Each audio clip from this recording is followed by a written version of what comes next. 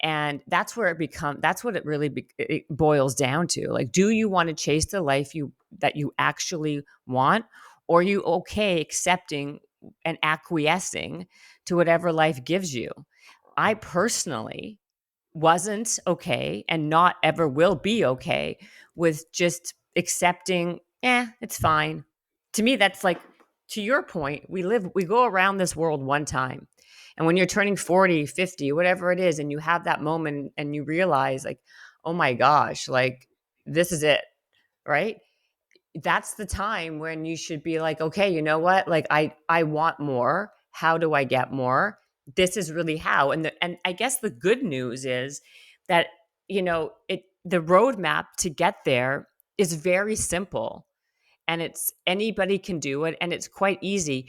You don't have to be someone who was born bold.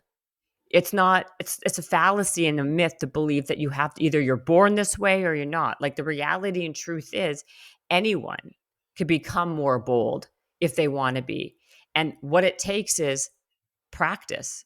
Like, if Hmm. you want to get good at, soccer, football, Spanish, whatever it is that you're trying to, like, get good at, dancing, whatever, acrobatic, whatever. What do people do? They practice. They practice daily. They do little things over and over and over again to get better and better. And that's the same thing with being bold. You practice the skill of being bold. Boldness to me is a skill. You don't have, like I said, it's not a personality trait. Yeah, it could be.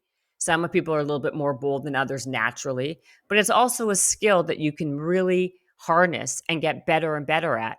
And quite frankly, it's also one of those things where if you don't work it, like if you go to the gym and go to the gym twice, you're not going to be fit. You're not fit forever because you strength train twice.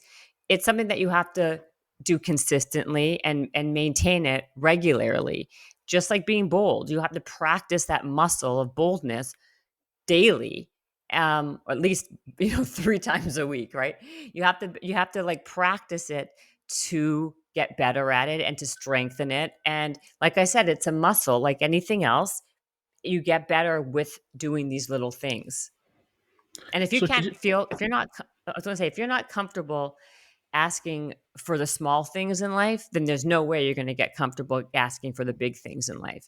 And at the end of the day, it is the squeaky wheel that gets the oil, and that is you, just the reality of it. because it's definitely a book that's needed, because so many people are happy just getting by, the meh, the good enough. Whereas you're Hmm. actually showing people how you can start chasing your dreams.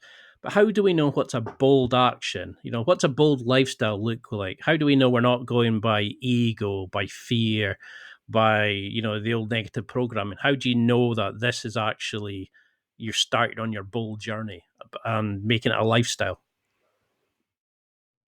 Well, I think the first part is knowing where you are uncomfortable, right? Wherever you're uncomfortable asking for something, that's where you should start, right?